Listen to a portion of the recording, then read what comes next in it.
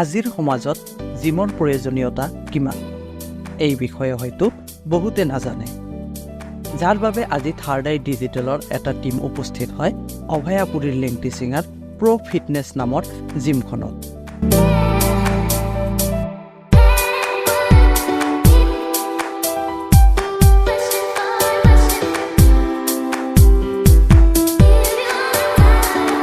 মন কৰিবলগীয়া কথা এয়ে যে জিমলৈ অহা প্ৰতিজন ব্যক্তিয়ে আশা লৈ আহে যাতে এটা সুন্দৰ শৰীৰৰ গঢ় লগতে সবল স্বাস্থ্যত গৰাকী হ'ব পাৰে।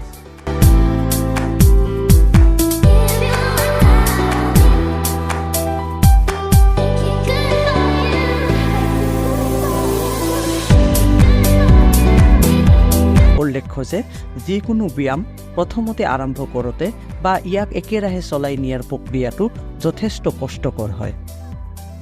প্ৰায়ে দেখা যায় জিম কৰা অধিকাংশ লোকেই 2 মাহ বা 3 মাহ চৰ্চা কৰাৰ পিছত এই অভ্যাস এৰি দিয়ে, যাৰ ফলত সঠিক ফলাফল লাভ কৰিবলৈ সক্ষম নহয়। গতিকে এনে ক্ষেত্ৰত এই অভ্যাস ধৰি ৰখাটো অত্যন্ত প্ৰয়োজনীয়।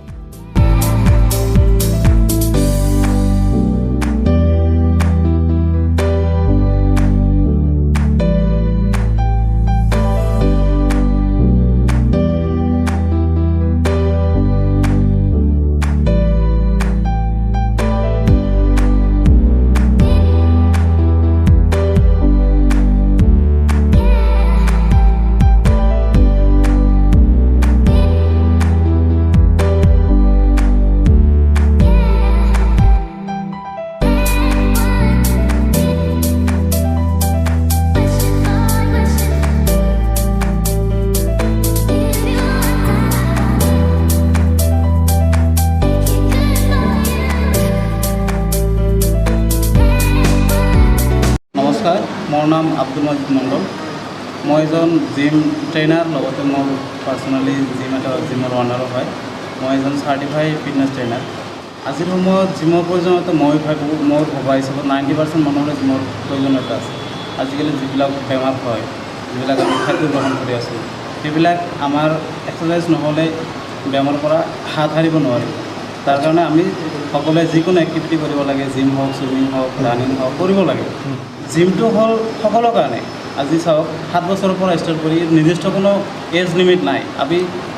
আপুনি 7ৰ পৰা 60লৈকে কৰিব পাৰে, কিন্তু তাৰ ভিতৰত যিটো এক্টিভিটি আছে চেঞ্জ হৈ থাকিব, বয়সৰ লগত এক্সাৰচাইজ চেঞ্জ হৈ থাকিব। তে আপোনালোকে সকলোৱে জিম কৰিব পাৰে, চুইমিং কৰিব পাৰে, যিকোনো এক্সাৰচাইজ কৰিব পাৰে। এইটো বয়সৰ কোনো লিমিট নাই, আহিলে হ'ল। জিম কৰিলে মুঠতে আপুনি চাওক, আজিকালি আমাৰ সমাজত যিবিলাক ল'ৰা ছোৱালী আছে, সেইবিলাক মই দেখা, মোৰ গাঁৱৰ ওচৰ চুবুৰীয়া আৰু টাউনতো যাই আছোঁ, দেখি আছোঁ ল'ৰা ছোৱালীবিলাক ড্ৰাগছ হওক, আপুনি এইবিলাক মানে নিচাজাতীয় বস্তু যিমান পাৰে মানে ইয়াতে আহিলে সেইটোৰ পৰা হাত সাৰিব পাৰে। যাৰ কাৰণে মই আজিৰ নৱপ্ৰজন্মৰ ল'ৰা ছোৱালীক মই মোৰ ফালৰ পৰা বিনম্ৰভাৱে মই অনুৰোধ কৰিছোঁ, তোমালোকে যিকোনো এক্টিভিটি কৰা যাতে তোমাৰ দেহৰ লগতে তোমাৰ মাইণ্ডটো সুস্থ হৈ থাকে।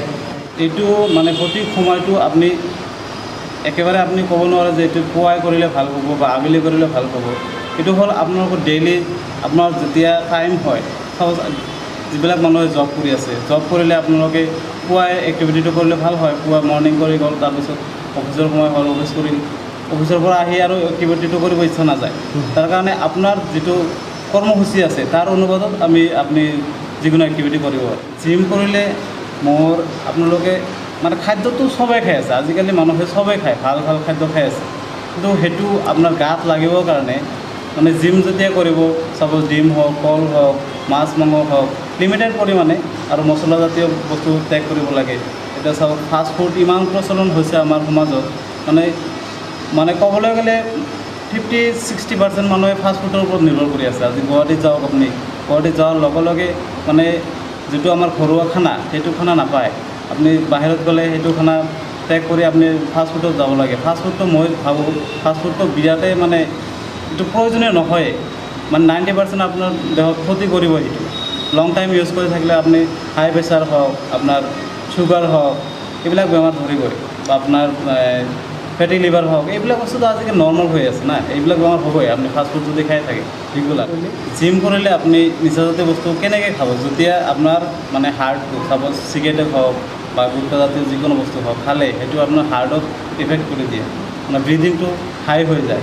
তেতিয়া আপুনি নিচাজাতীয় সেৱন কৰি জিমত আহিব নোৱাৰিব, আপুনি এটা বা আধা ঘণ্টা এক্সাৰচাইজ কৰাৰ লগে লগে আপুনি বাগৰি যাব, বমিত আহিব, এনেকুৱা প্ৰব্লেম হৈ থাকিব। সেইকাৰণে জিমত আহিলে আপুনি নিচাজাতীয় বস্তুটো ত্যাগ কৰিব লাগিব।